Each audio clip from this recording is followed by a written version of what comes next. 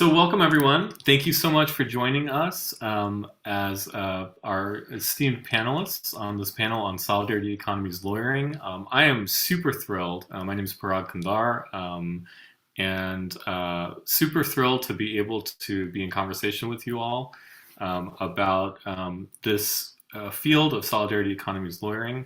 I've been inspired by each of you in the work that you do in community, with community, and look forward to our participants being able to get a sense of some of that work. So just as a matter of framing, from the U.S. Solidarity Economy Network, the solidarity economy is grounded in practice and following the following principles: solidarity, mutualism, and cooperation; equity in all dimensions, including race, ethnicity, nationality, class, gender, LGBTQ; the primacy of social welfare over profits and the unfettered rule of the market. Actually, the primacy of social welfare over profits and the unfettered rule of the market; sustainability, social and economic democracy; and pluralism and organic approach, allowing for different forms and different contexts, and open to continual change driven from the bottom up. The solidarity economy's framing comes from Latin America and the global South. What I really love about the notion of solidarity economies is that it's pluralistic and there isn't just one way or one way of being, one way of knowing. And I think that our participants are really going to see that from your diverse experiences and your approaches. So without further ado, I want to just jump right in. I'm going to give a briefest bio. I really encourage the participants and the folks who are viewing to look at your full bios, which will be in the resources materials. But I'll start with Professor Renee Hatcher, who's a human rights and community development lawyer. She's an assistant professor of law and the director of the Community Enterprise and Solidarity Economy Law Clinic at UIC Law, a legal clinic that provides free legal support to grassroots organizations, community-based businesses, cooperatives, and other solidarity economy enterprises. And our opening question is, what does solidarity economies lawyering mean to you personally? And what does it look like in your personal and professional practice?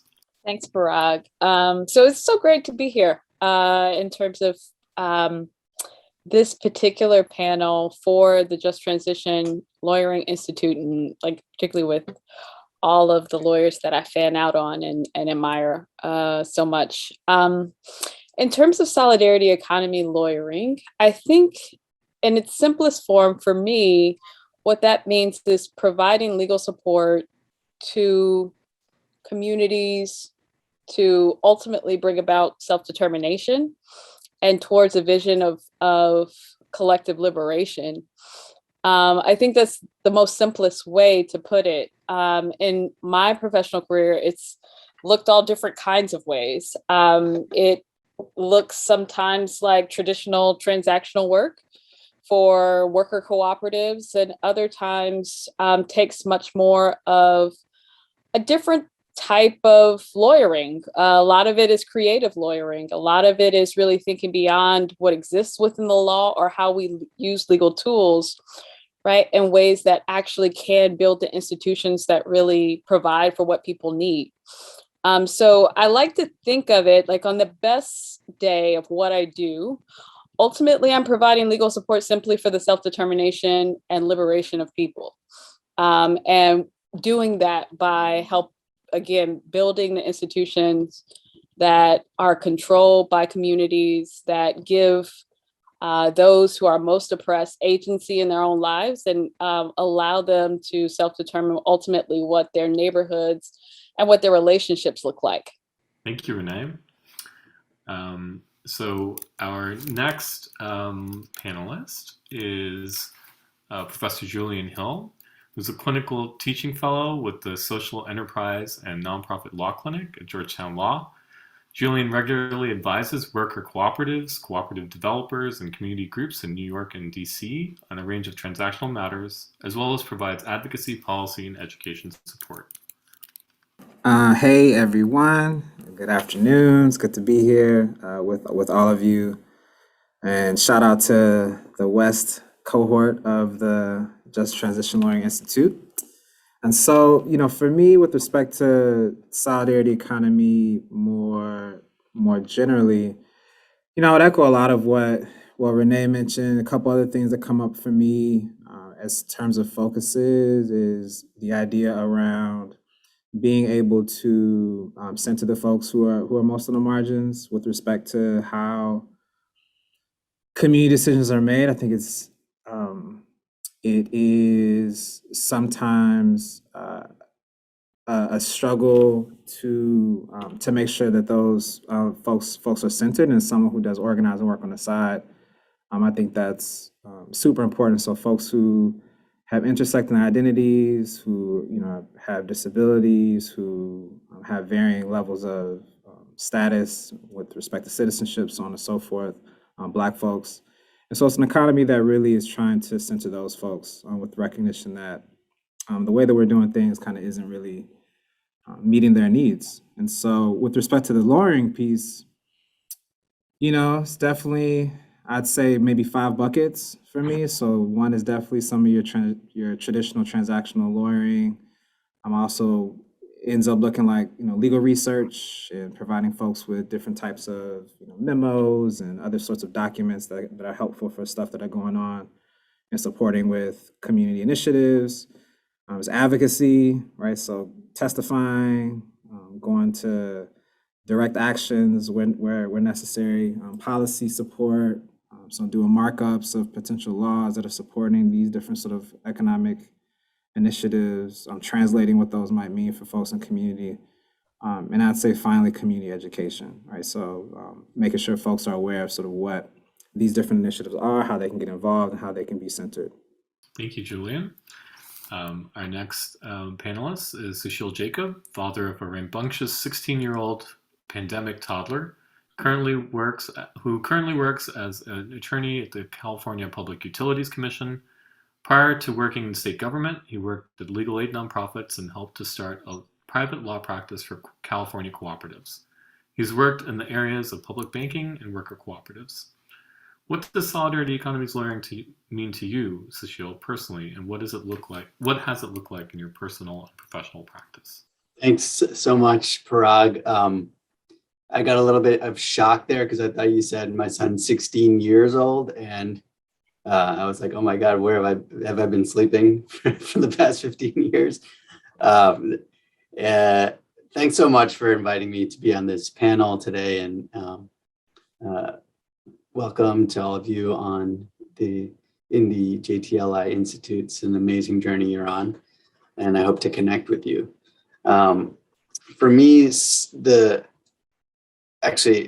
I'm now an attorney with the state California Public Utilities Commission. So as a lawyer, the first thing that they've told me to do is disclaim and make sure it's very clear that I'm speaking in my personal capacity and about my personal experiences and not on behalf of my employer. I want to add another aspect to what Julian and Renee were talking about, which is in addition to the liberation and self-determination of people, for me, solidarity economies is really about recognizing that we live in an era of the supremacy of capital, white supremacy, and patriarchy and male supremacy. But I want to focus in on capital's supremacy and living under capitalism, and how a lot of what solidarity lawyering and solidarity economies is trying to do is trying to either overthrow capitalism directly as a frontal assault or carve out spaces of autonomy within capitalism, or carve out spaces where people can control their own institutions within capitalism. And in that sense of control that people have, there's a really important element of democracy as a counter to the logic of capitalism, where the logic of capitalism is that the capitalist firm is controlled by the person who has the most wealth invested in the firm, the person who owns the most shares. And Solidarity Economies proposes that we should organize our institutions and our firms, our businesses democratically. And the people who invest their labor and who use the services of that business should have equal say in how it's run. So that's what's, to me, that's been an animating principle of Solidarity Economies. And for me, it's looked like my work with worker cooperatives as an attorney representing people to start worker co-ops. It's also been a big focus in public banking, working to create democratically controlled banking institutions that are really at the local municipal level. So cities creating banks that reinvest in the local economy. Thank you, Sushil. Our next panelist is Professor Gowri Krishna, who's a professor of law at New York Law School, where she directs the nonprofit and small business clinic. The clinic provides transactional legal assistance to community-based organizations in New York City. Thank you. Thank you, Parag. Thanks for the invitation to be here and to join the colleagues that I talk to about the nitty-gritty details of things and also the bird's eye perspective. So that's wonderful. I'll say that I graduated in law school in 2006. So Solidarity Economies wasn't even a term then. So all of you in the Institute, you were ahead of the game, I think, just kind of getting all of this language and seeing how it's played out in practice. But I went to law school knowing I wanted to do public interest work, social justice work, didn't exactly know what that would look like. And it wasn't until my third year when I was in a community economic development clinic where it felt like this is my home, where it's working with organizations that are creating change.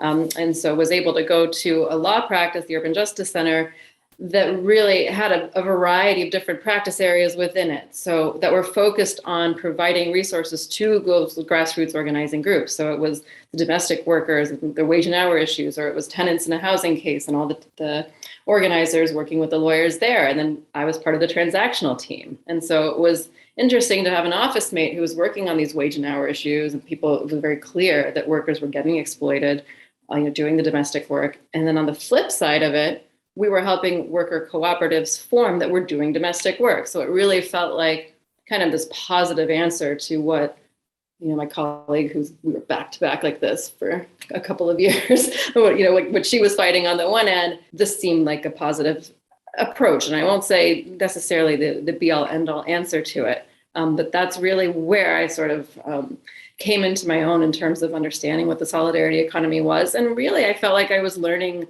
from and alongside a lot of these co-op members who are in the process of forming their co-ops. And I think that's really where this understanding of what it means to be democratically owned and governed and how messy that can be really sank in for me.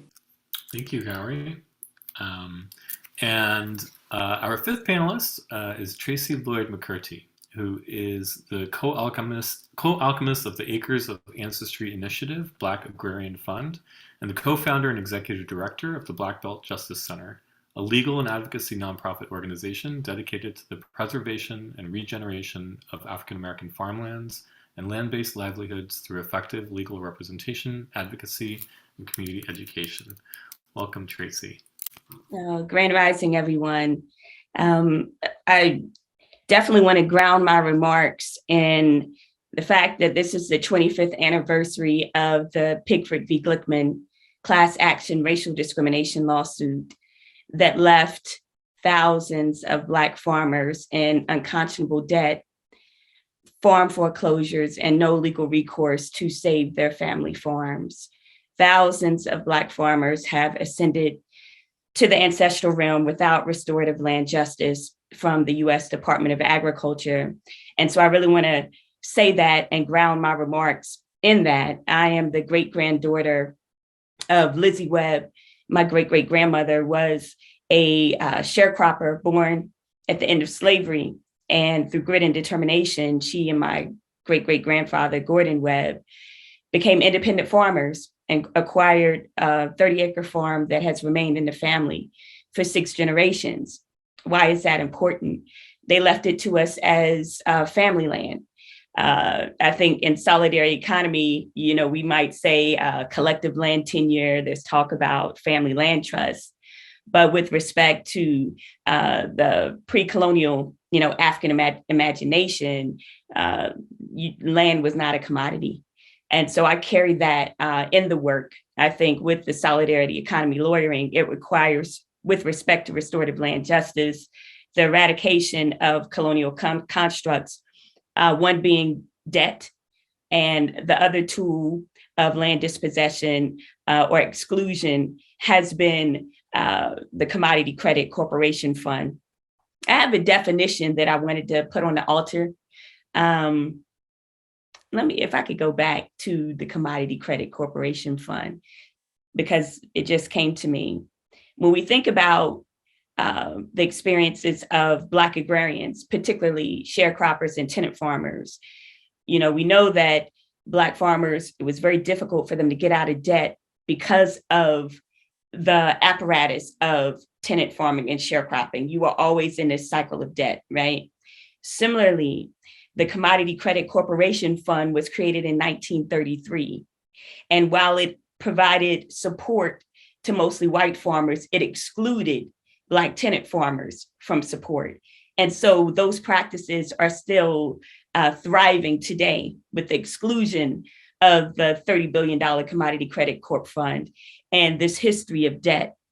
And so I have the elders always talk about they call USDA the last plantation. And so I talked about how we need to name the plantation economy. And I just want to put this on the altar for the cohort. It is important that we name the plantation economy, the violent removal of Native nations from their sovereign lands, the racialized chattel enslavement of Africans, the construction of private property rights to shore up European hegemony and dominion over natural resources, the commodification of the natural world, the systematic exclusion and dispossession of Africans of their farmlands, and thus, as Attorney Renee said, self-determination, the creation of a perpetual wage labor class, the theft and monetization of agrarian traditional knowledge and ways of knowing, and the lionized mythology perpetuated and exported by the dominator culture of this country's pursuit of equality for all human beings. So I just want to lay that there on the altar, because I think when we talk about the solidarity economy, we necessarily have to name the plantation economy and what we are trying to eradicate.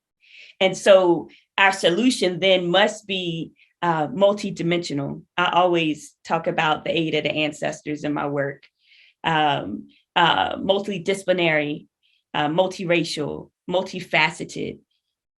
So I'm really excited about the discussion. Thank you, Tracy. And thank you, everyone.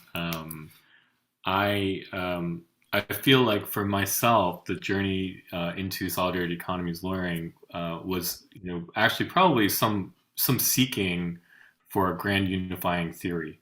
And I don't think that there's one theory, but to me, all of the things that I really believe in and care about around justice and all of these different ways of being, and finding some way to move through that and to see that, they aren't actually isolated, that they are deeply, deeply related. And so I really, even in just the opening remarks that everyone has presented, I felt that already.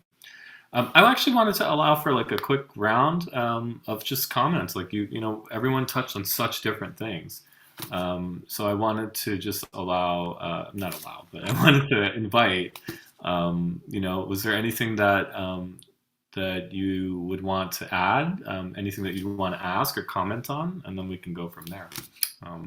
So I will, we'll start with the same order, I think, Renee. I feel like there's so much. No, I mean, I think that was really, I think in a lot of ways, everyone's contributions was really kind of both beautiful and indicative, I think, of some of this work.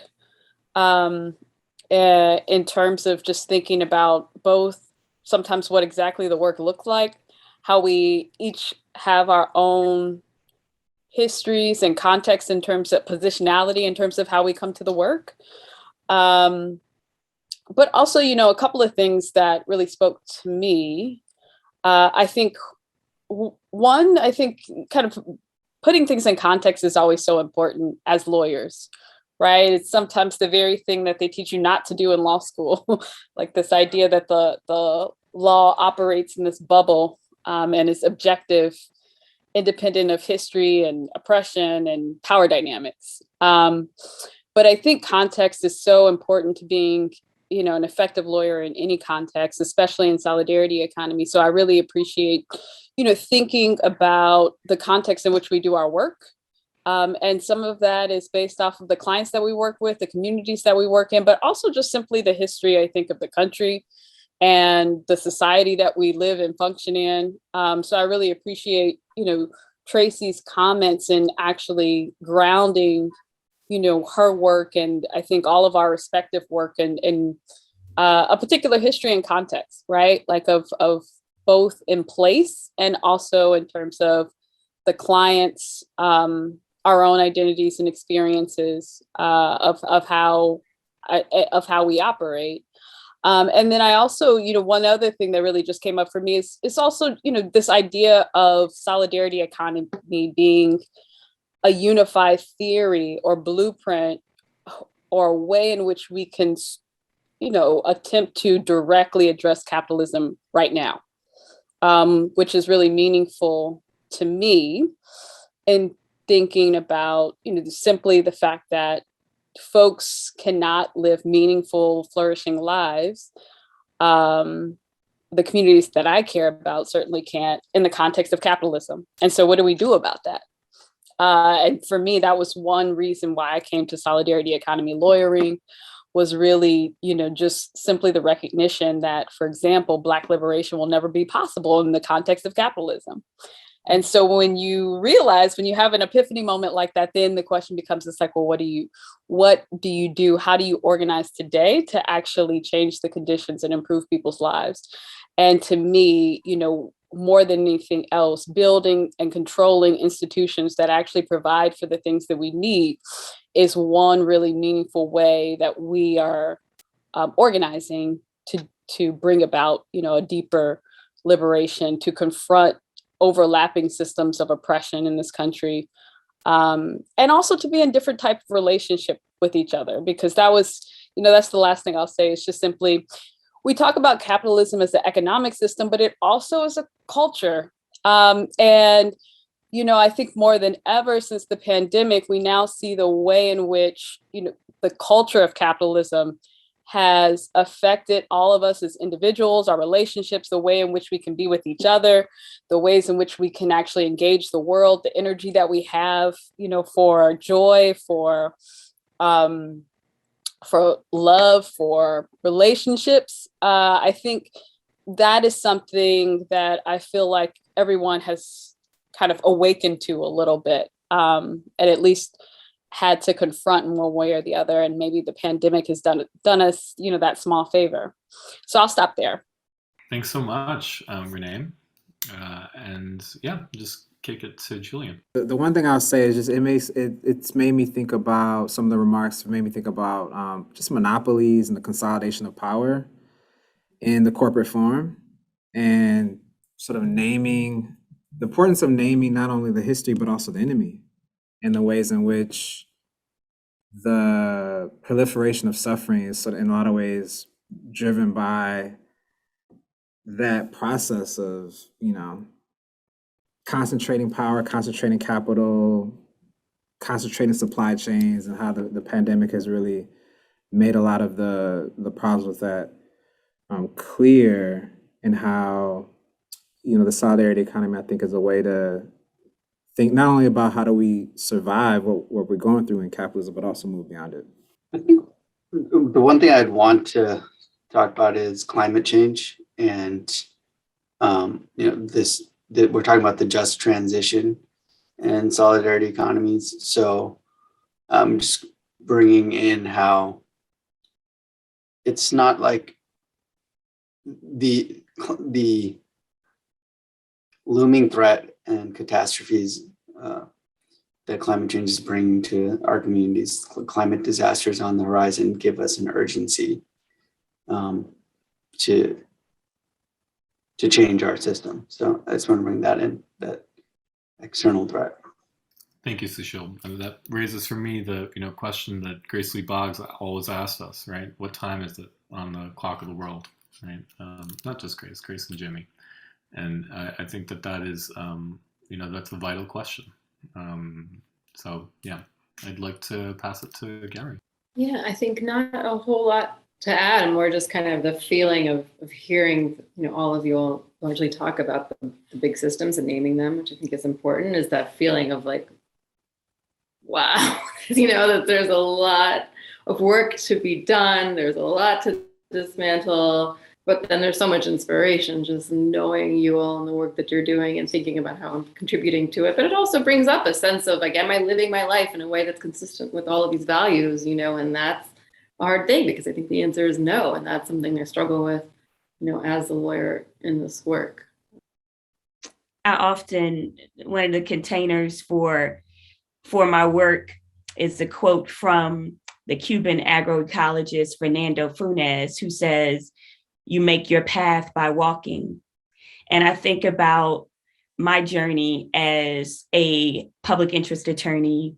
I started out with the Public Defender Service in Washington, D.C. I worked at the youth prison, Oak Hill. And in October 2005, 8 of my clients were killed returning to the community. And I resigned shortly thereafter. Then I said I wanted to be a midwife.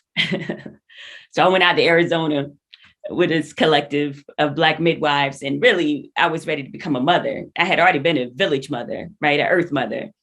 And I think with that, I did become a birth mother, but I also gave birth to my own imagination. I think what was very frustrating, and I think particularly with an attorney that's very much idealist and refuses to live in this colonial imagination, right, is trying to figure your way out of it. And so I think that has been the process. I reflect on the Black Belt Justice Center. We launched that in 2012, and we thought we could sustain ourselves from what we call low bono fees. Well, that didn't work. And so then the evolution with the Acres of Ancestry Initiative, Black Agrarian Fund, and working with heritage quilters and fiber artists to use material culture as a tool of advocacy, right? It opens up an entirely different dimension.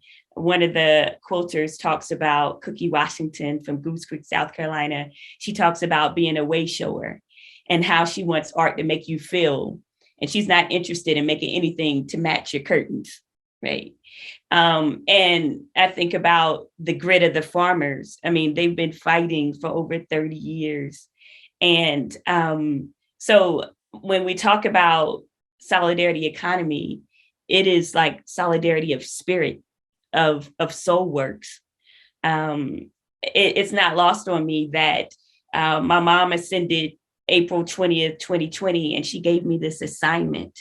She gave me this assignment to focus on suffering outside of myself. And the farmers teach that to me. And I think because the farmers are working in the soil, so they understand you have to be patient. And they understand this journey of trying to dismantle the plantation economy. USDA, I mean, it's a long battle, and we might not see it in our lifetime, but you continue to stand in a collective imagination and collective work.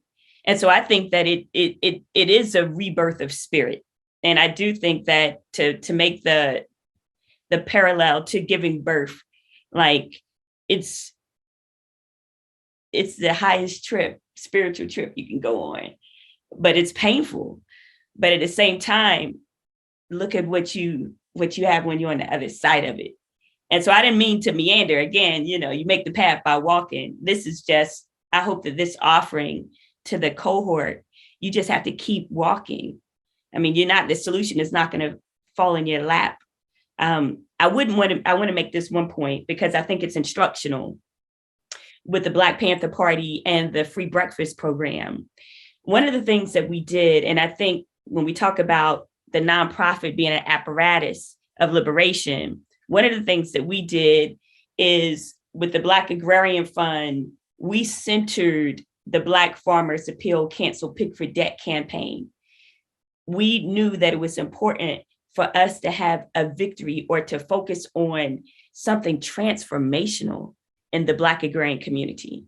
So for example, you have a lot of folks talking about non-extractive capital and community land trust.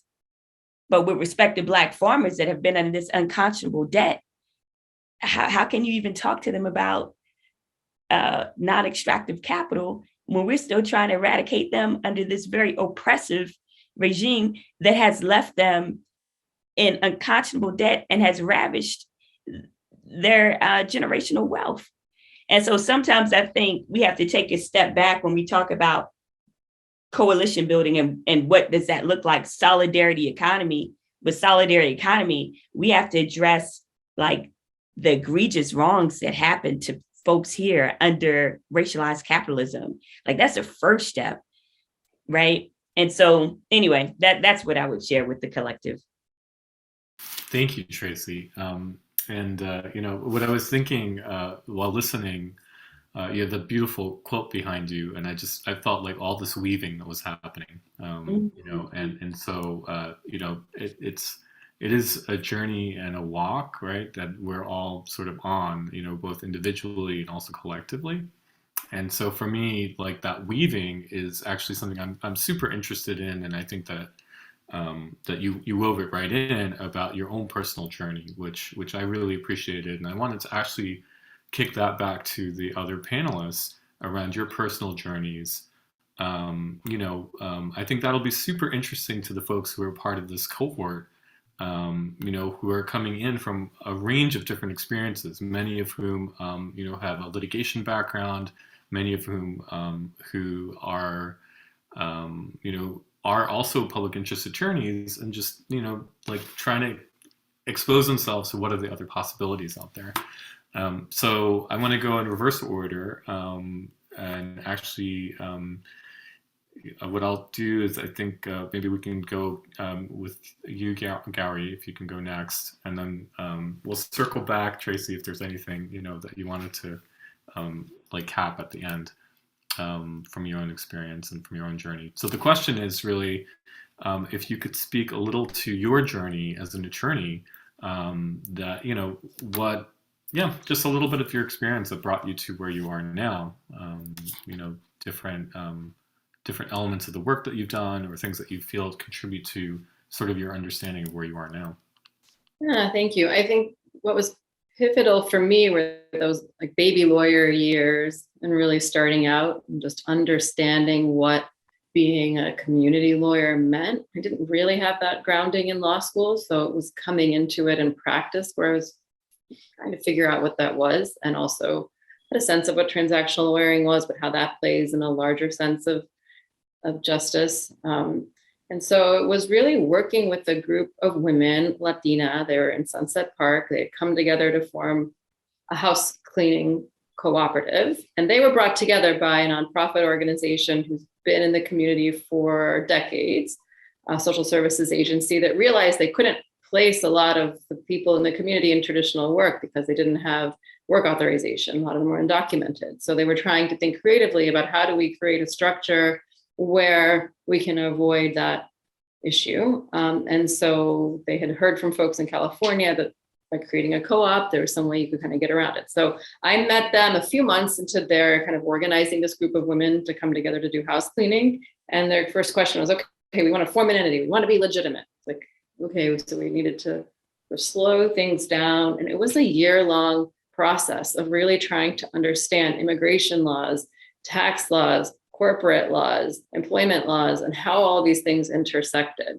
So that was really the heart of what the transactional lawyering was about, and bringing all of those disciplines together, trying to understand it for ourselves. And then the key piece was then translating that both literally, but also just metaphorically to your clients, so that they were in this, really client-centered way on that journey with us to be able to make those decisions for themselves. And it was really challenging, but also so rewarding. And like, oh, this is what it's about, right? It's easy enough for me to write some memos, talk to folks, and then give that memo to you. But the lawyering, the community lawyering piece was, how am I sharing this with you, teaching it to you, learning from your questions, and in a way that we all get together, we all get someplace together. And that was that year-long process. And it was those moments where we were talking about not only like the immigration law and how, what that meant for the corporate entity, and then where the tax exemption, were you 501c3 or C4? And then there was so much, but the questions,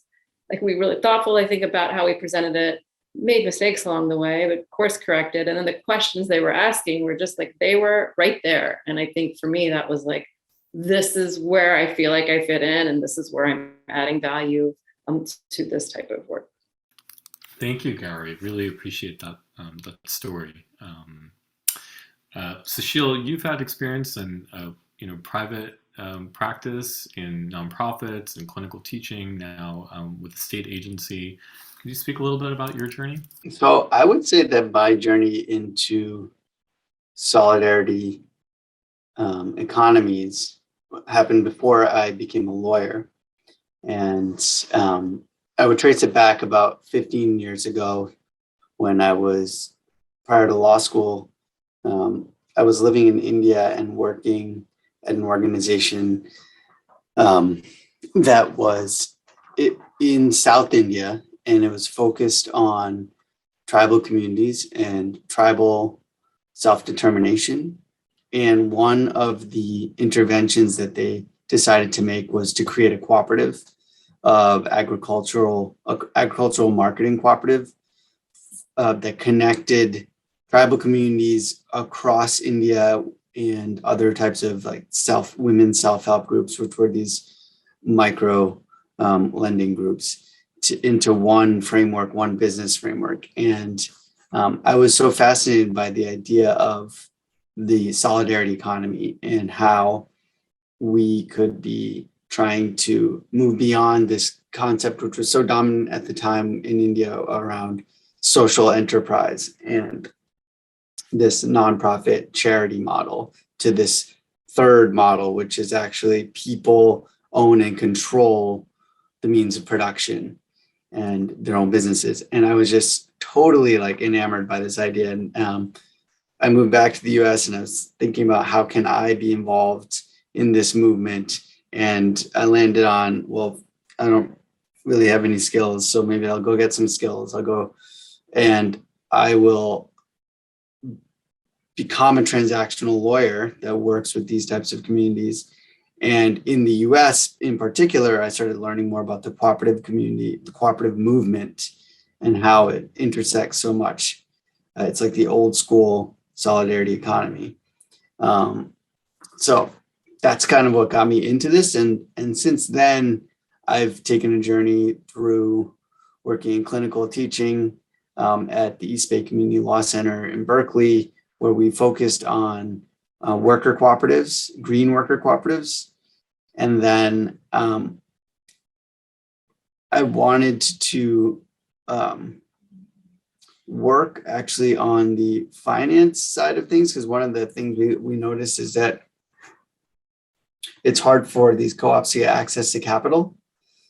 So I joined the board of the local credit union in Berkeley to actually promote a loan program for worker cooperatives. And from there, we moved to actually taking public money and putting that towards all sorts of solidarity economy type of work. But here in California, it's really focused on promoting affordable housing and lending for small businesses. So that's what I was doing when I left East Bay Community Law Center and went into working at Lawyers Committee for Civil Rights in San Francisco. We worked on passing a law to allow cities in California to form their own public banks. And that was really a fascinating journey to, like when I was looking at the co-op movement and how that goes back, has a long history. The public banking movement in the United States also has a pretty long history. And in particular, if you look at public banks, similar to co-ops, there was a populist farmers movement that started the first public bank in the US, the Bank of North Dakota. And that was created to intervene in the capitalist order, which was basically Wall Street banks and Chicago railroads were hurting the farmers and giving them bad prices. And so farmers took over the state government and started their own bank. And that lesson was what we wanted to reinvigorate and bring back. And I was able to work at Lawyers Committee on legislation that would allow that to be brought back into the economy. And I'll talk more about that. Thank you, Sushil. And it was, I mentioned this to you, but it was that just getting connected in some way to that work in Southern India that inspired me to really start thinking about, Asian American solidarity economies and, hidden histories. And, it was sort of reading Collective Courage about African American cooperative history in the US and thinking, well, what about other communities? Like, is there anything, does it exist? So I really appreciate just the connections there. Julian, your journey. Yeah, I'll just say I was the latest, I think, of everyone to this movement. I thought I wanted to be a litigator going to law school, specifically doing alien tort statute litigation, because my father was the president of his union. I thought corporations were just doing awful things, and I was like just down with all of them. And so ended up switching to transactional work in part because I had done a lot of organizing work, student organizing in particular, and wanted to like do more create type work, right? So like building sort of institutions. And so didn't know what that looked like by the time I left law school. Hadn't thought about co-ops, didn't know much about them, but I knew that I wanted to do something. And so I went to a law firm primarily to understand how that world works, to improve my Spanish, because at that point I was in the Latin American practice there at the firm. And for me, I was thinking like there's a lot of Black people that speak Spanish, and there's a lot of just parts of the world that are being at the mercy of these same similar types of dynamics. And so for me, learning languages, Spanish specifically, was also just a way to sort of improve my ability to build coalitions, to build relationships with folks. And then to pay off my loans. So I had cold emailed Carmen Huertas, who is a clinical professor at CUNY, maybe 2 years into my time at the firm. I had done a group reading of Collective Courage, which Parag just mentioned. And I was like, this is something I think I want to get into, but I don't know how. And so I was like, well, let me just do some pro bono and figure it out. And so she ended up connecting me with some different people, including folks at Urban Justice Center, where Gowri was working at the time. And, over the course of that year, I went to fundraising events for folks in the worker co-op community there in New York. I went to trainings. And I think the Eastern Conference of Workplace Democracy, which at that time I think was at Fordham, was where I kind of got there, and I just like met all the players doing the work. I think one moment that sticks out was Esteban from the U.S. Federation was doing a workshop on M4BL, Movement for Black Lives, I think they had just come out with their platform, and he was talking about how do we connect this to solidarity economies and worker co-ops. And I was just like, this is it. Like this is the work that I need to be doing. And so, I stayed at the firm, I paid off my loans, and I gave notice like a week later. And fortunately was able to work at the Urban Justice Center with Gowri under her leadership for a couple, I think, and then she left maybe like a couple months or 6 months or something like that after I got there. And I just kind of haven't looked back. I did that work for a while. Most of it was working on worker cooperatives. And I shifted to clinical work to kind of combine some of the teaching that I had done before, because I had done Teach for America, but also continue to do the practice of supporting the sort of communities and leveraging the resources at these capitalistic adjacent law schools to support some of that work. So we'll see how that goes. We'll see how long I like it, but that's kind of where I'm at. That's where I'm going, and that's my journey. Thank you, Julian. Renee. I think one of the things that resonates, I think, with everybody's story, just to me, is like trying to make sense as you go, kind of, as Tracy said, like walking the path as you, or finding the path as you walk it, and reflecting on the experiences you have to kind of figure out what to do next. I